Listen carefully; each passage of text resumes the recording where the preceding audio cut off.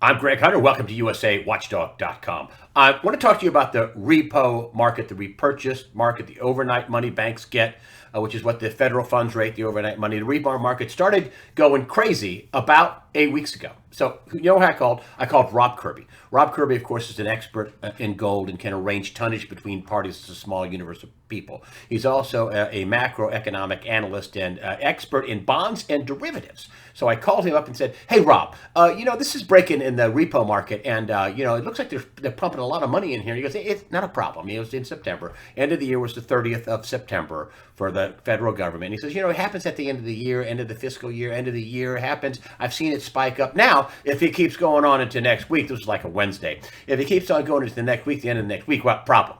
Well, that was 8 weeks ago. Problem. And then you look at Bloomberg, and they have this. Some of the world's richest brace for a stock market sell-off. Wealthy people around the globe are hunkering down for a potentially turbulent 2020, according to UBS, Union Bank of Switzerland, Global Wealth Management. And without further ado, let's bring on Rob Kirby of Kirby Analytics. Rob, you called that one. You were the voice of reason and said, not a problem unless it keeps going. Do we have a problem going on right here? Yes, we do, Greg. And the problem is too much money creation, and the money has to be created. That's the brutal fact that needs to be pointed out. And when we spoke initially, Greg, 8 weeks ago about the state of the repo market, understand that at that time the Fed was only doing overnight repos. So the money ad was on a nightly basis, and it was temporary in nature, meaning that the Fed would basically buy securities from dealers today, and the dealers would repay the money the next day. Repurchase. And that's what a repurchase agreement is. Yeah, repo. So it's reversed the next day. But what has occurred since then, Greg, is the Fed has now started to purchase securities for their own book, which is growing their balance sheet.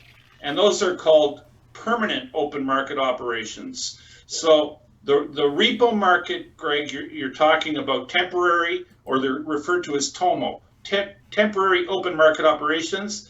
And when the Fed starts growing their balance sheet again by doing outright purchases, that's referred to as POMO, permanent open market operations. The fact that the Fed is now growing its balance sheet again tells me that the money that has to be created, they simply cannot feed.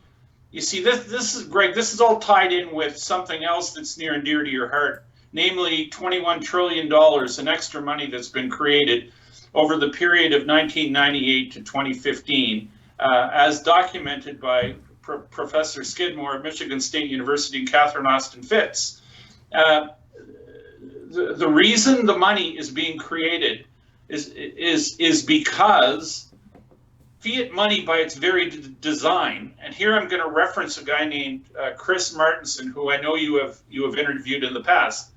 He produced a piece of work back in 2009 called the Crash Course, and what the Crash Course explains is that fiat money with compound interest has a life cycle where it grows at a very shallow increase up until a point in time where it inflects, and then money growth has to be vertical or the system collapses. And you sent me this little cartoon, Yes. a little, not cartoon, but little drawing that you had, and this is, it starts with the 80s, and then we get to then we get the QE world here, and then here we are right here. Well, today we're on the vertical part of the curve, okay? And this little diagram, Greg, that I've prepared for you, it's a mathematical certainty that this is the way fiat money has to grow, and it's growing that way. And now we're on the vertical part of the curve where money growth has to be exponential or the system collapses. But the issue that's facing the monetary authorities is, how do you put an infinite amount of money into the system without having people recognize that we're inflating? And I want to come back now to the repo market. Sure. And you said something in a pre-interview. You says, well, the repo market, nobody knows, and they're hiding the 21 trillion. It's a national security issue, and that's not a tinfoil hat thing. That's actual a rule, FASAB Rule 56, and passed in both sides of the Congress. It's a national security issue, the 21 trillion, and the federal books are dark, according to Catherine Austin Fitts. Absolutely there. Okay, and who managed 320 something billion dollars for HUD. Catherine Austin Fitts. She's not a slow-mo. She knows what she's talking about. But so what you said, oh, well, I'll tell you what the repo market is. I mean, one day they were up to $134 billion, and who knows, that's what you're telling us. Is it more than that? A day.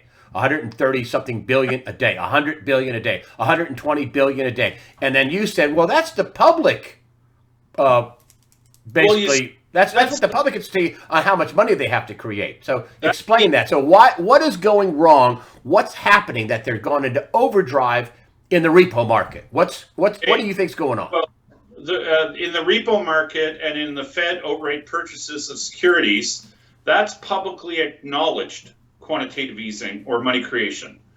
So when it comes to money creation, Greg, we have the publicly acknowledged money creation, which people refer to as QE, quantitative easing, and then we have the dark money ad, which is basically this 21 trillion, which is most certainly much bigger today than it was in 2015. So the 21 trillion ain't enough.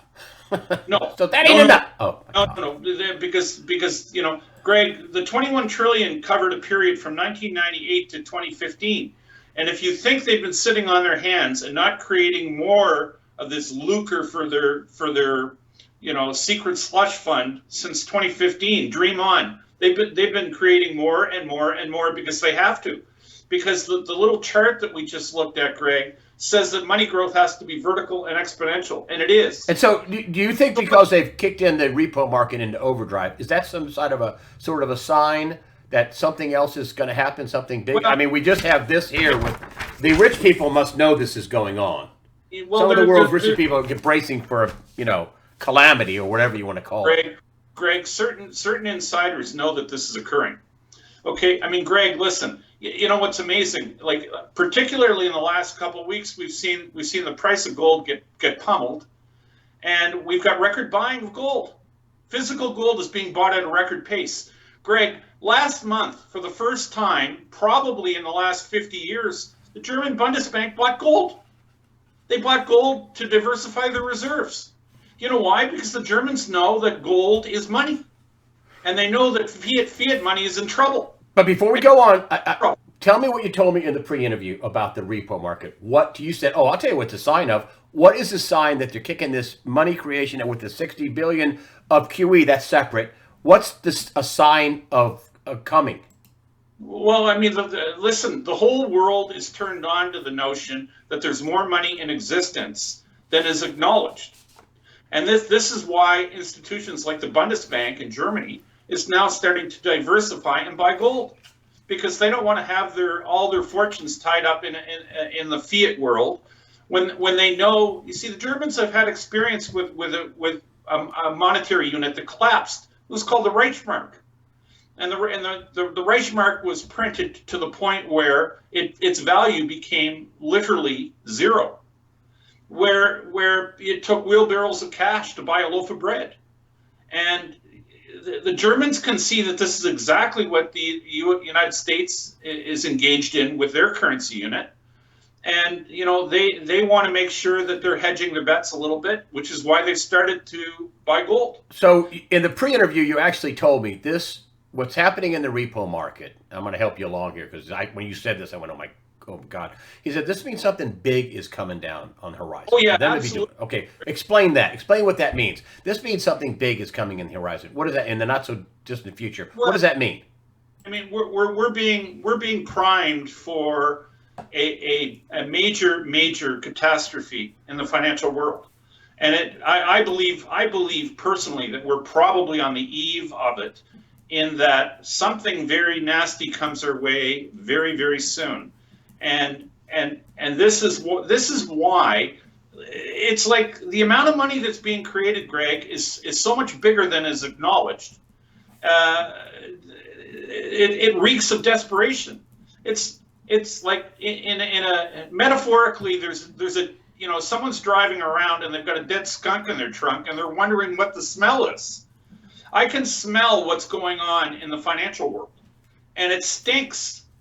It stinks beyond belief. And you know what? The whole world's waking up to it, if they're not awake already. And the smart ones are taking matters into their own hands, like the Bundesbank, resuming purchasing gold. Your sources, you have pretty high sources Yeah. around the world, in the Middle East and in Europe. And the money people, they know what we're talking about. They Yes. all know exactly Yes. and they're getting ready. I mean, they're obvious. I mean, what a tip off this is. I mean, for for Bloomberg to put this out for a UBS poll, why is UBS even taking this poll? Well, We're taking a poll about, hey, do you think the crap's going to hit the fan? Oh, you do? I mean, why is you wealth management taking a poll like this, and then they're getting back, yeah.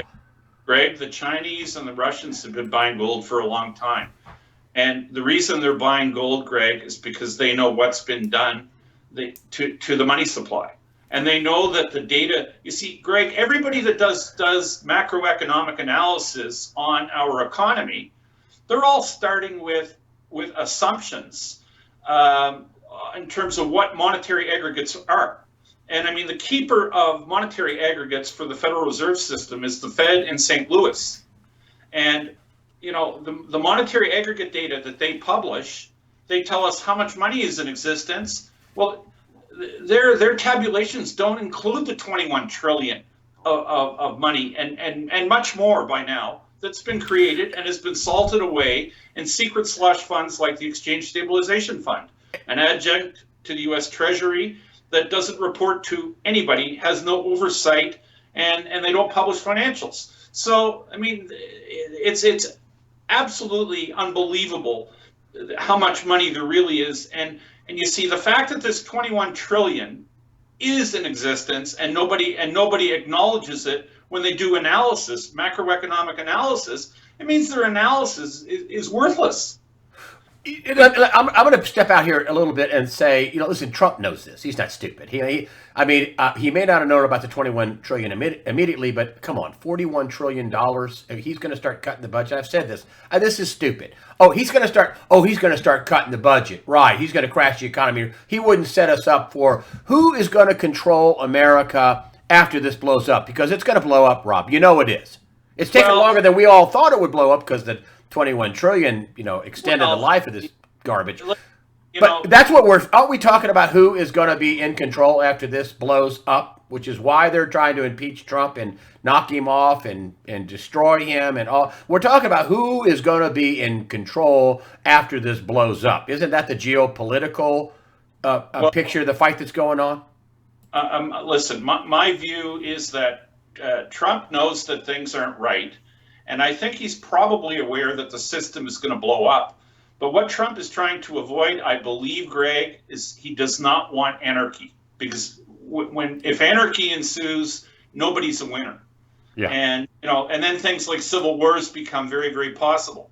I think Trump knows the system's broken, and I think Trump is basically trying to kick the can down the road. And he's hoping, I think he's actually hoping that he can grow his way out of the problem. I don't believe the problem, or at least I believe the problem is so big that we can't grow our way out of it. There's too much debt and there's been too much money creation, Greg, for us to have an easy exit from this.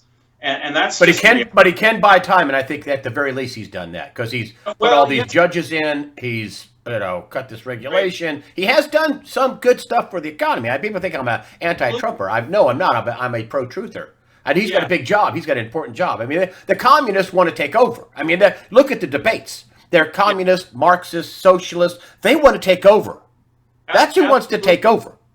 But the reason they want him out, Greg, is because he's not owned by anyone. Yeah. And because he's not owned by anyone, I believe that they all live in fear that he's going to start pointing, like when the system blows up, Trump will point fingers at people and lay blame where it should be laid. And that's what they're afraid of. They don't want Trump singling them out, the people who are guilty, the people that have actually created the 21 trillion and have screwed the system to the wall. They don't want an honest guy who does an honest day's work, who's going to name names and point out who the culprits are. They don't want him in control because he's not controllable, because he doesn't owe anyone anything. He's not a yes man. He, like Hillary Clinton will do whatever her superiors tell her to. Which is the Council on Foreign Relations, There which you is go. why I dislike Tulsi Gabbard. You know what? You want my admiration, Tulsi? Renounce the Council on Foreign Relations, the anti-America, anti-we the people weasels at the CFR. I digress. Go ahead. So Donald Trump is not a member of the Council on Foreign Relations either. No. And he does this for $1 a year. Can you imagine that? He does it for $1. Oh, exactly. So he's not a member. He's not a member of the club, and therefore he's an unknown commodity, and that's why they will do anything in their power to get rid of him. Period. And they want him gone.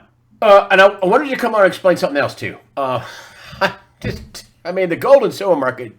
Here we have massive exploding debt all over the world. I mean, they're having the Chilean peso has hit all-time lows as we speak against the dollar. They're throwing rocks at cops. And I think that's just a canary in the global coal mine. The money's no good. Okay. And we've had gold and silver take huge hits. I mean, you were telling me about how much paper silver was dumped on the market to drive the price down. Would you talk about how they're driving the price down first and then why they're doing it? I mean, global silver, the production, you were telling me about the yearly production. They dump more than the yearly production? What? Yeah. Last Wednesday, I singled that out, and the selling's been very high all of last week in terms of volume of futures contracts sold on the COMEX exchange. But there was one day last week, and it was Wednesday, when the amount of silver that was sold, or the volume of trade in one day on the COMEX exchange, which I believe was a record, and if it wasn't a record, it was the second biggest volume day they've ever had, where 955 million ounces of silver were sold in one 5-hour trading session. Yeah.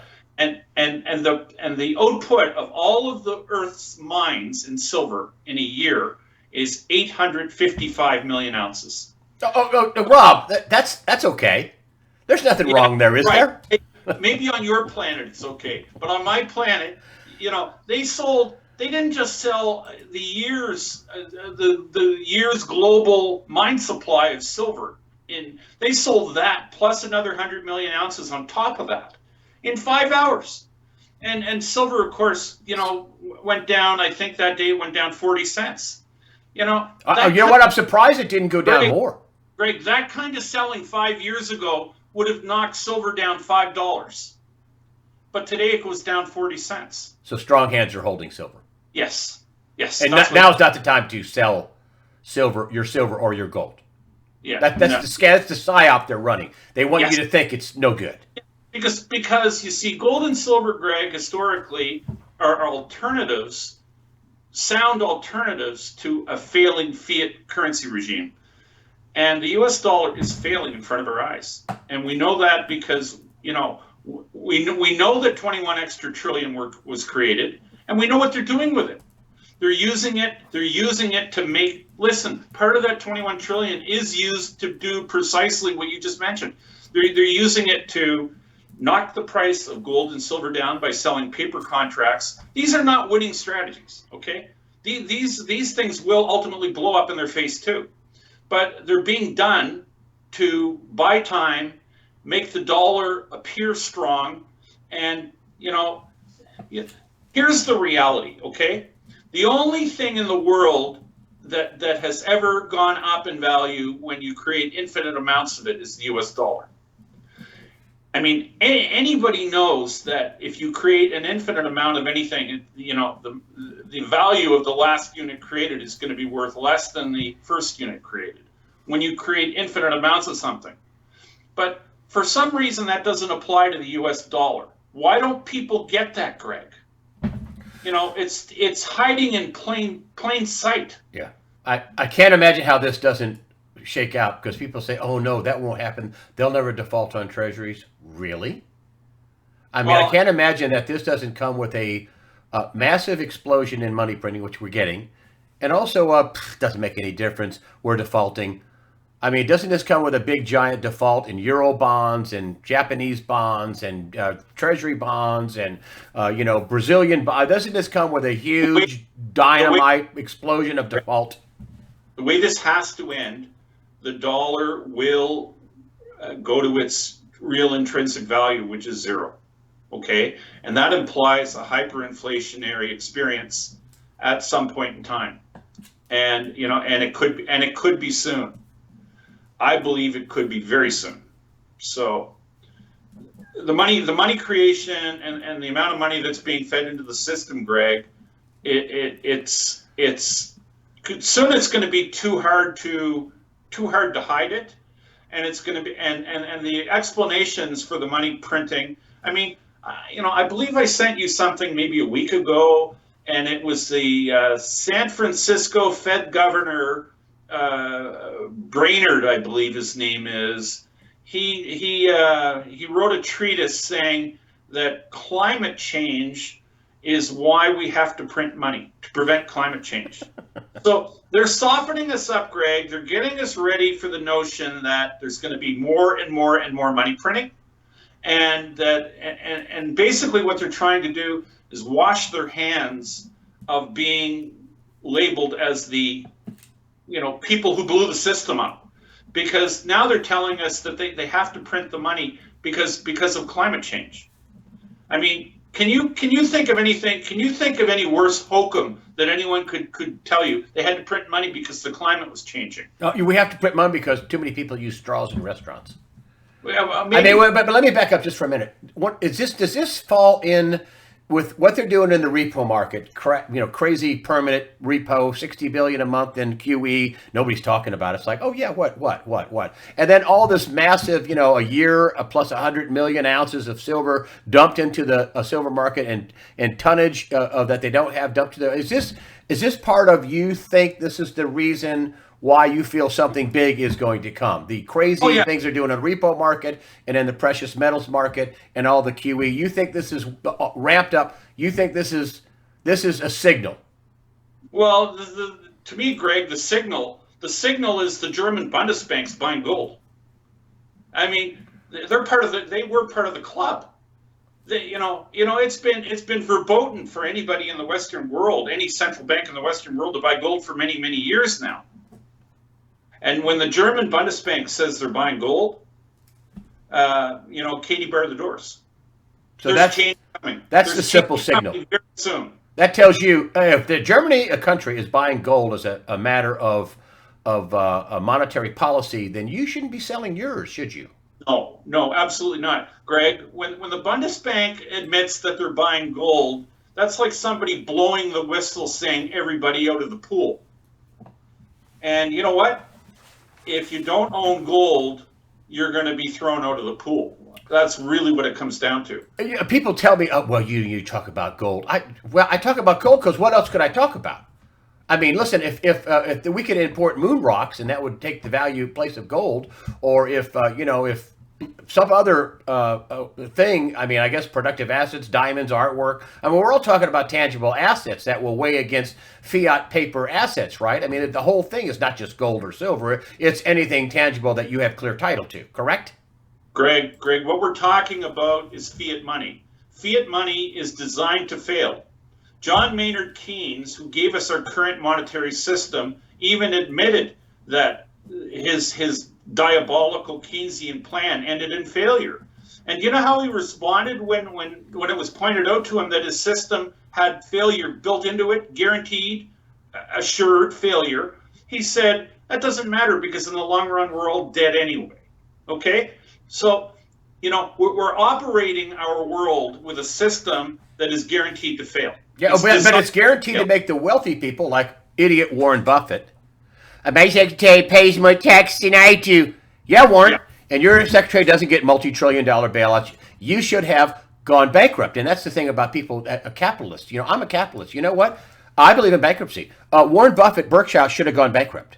Goldman Sachs should have gone bankrupt. Actually, General Motors should have gone bankrupt. We shouldn't let it fall into the hands of the Chinese. Actually, so many companies should have just gone bankrupt. Yes. But they got bailed out because, heaven forbid, rich people would be poor, and they'd have to look at it and say, how am I going to pay my light bill? Oh, heaven forbid, we can't have rich people do that. Warren Buffett can't be poor. Who are we going to look up to? Yeah, anyway. Well, I mean, basically, I would argue that anarchy was averted.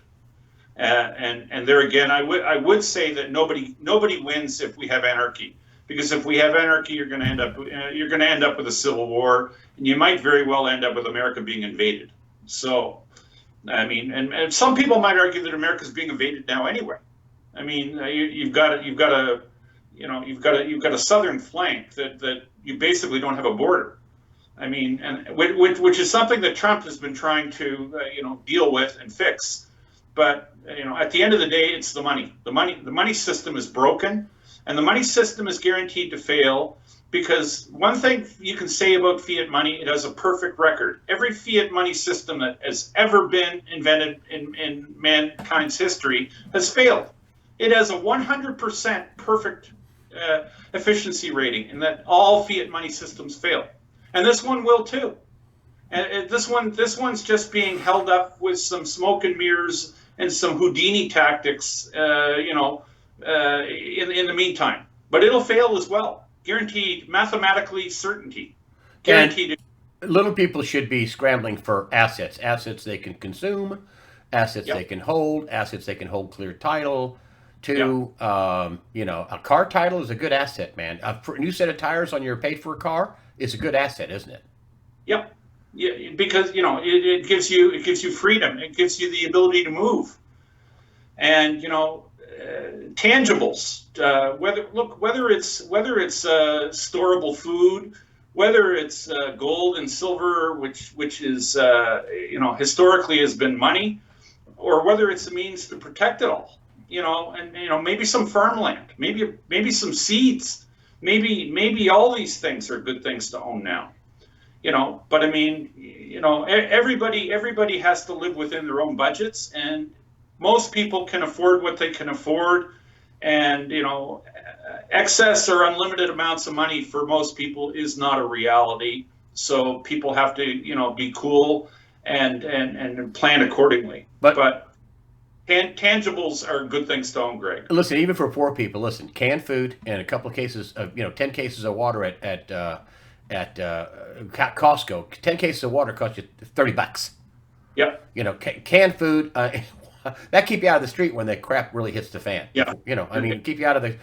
I mean, I've said this before. The two most dangerous places are going to be when this thing blows up: a grocery store and a gas station. Two most important people. Listen, we talk about your KirbyAnalytics.com. You tell me about what you do for people at KirbyAnalytics.com. You actually do. I post, Greg. I post articles when I write them, and I spend a lot of time conversing with subscribers. So that's what I do, and I do a lot of media, and I make sure that when I do media, I keep people advised that a new media piece has gone up. Anything that you're, I know I can't say who they are because they've actually emailed me, unbelievably, with you looped in, or me looped into them emailing you. But anyway, anything your sources, your global sources are telling you now that you want to share with us? Anything? Well, just, in the real world, Greg, physical metal is scarce. Period. It's scarce. And, you're talking about tonnage. Yes. But I mean, it doesn't appear quite as much so in North America. Like, at the retail level, people can still buy gold eagles, and they can still buy silver eagles, and they can buy gold maples, and they can buy silver maples. But the time will come when those will be very hard to come by too. So that's reality. Rob Kirby, you're with KirbyAnalytics.com. I think your subscription is still $145 a year. Yep. You will do personal emails back and forth to people. Yep, I do. I spend a good amount of my time, Greg, doing just that. Okay. All right. Well, listen, I'll put up the links to your Kirby Analytics. There's some free stuff, and there's some stuff that you have to be a member to, but it's pretty cheap. What is that? $12 a month? Whatever. Anyway, something like that. I don't know. Who knows? Anyway, but Listen, thanks for coming on and sharing your resources and your vast experience in the derivatives and bond markets and gold and your resources. Rob Kirby, thank you for joining us today on USAWatchdog.com. Been my pleasure, Greg.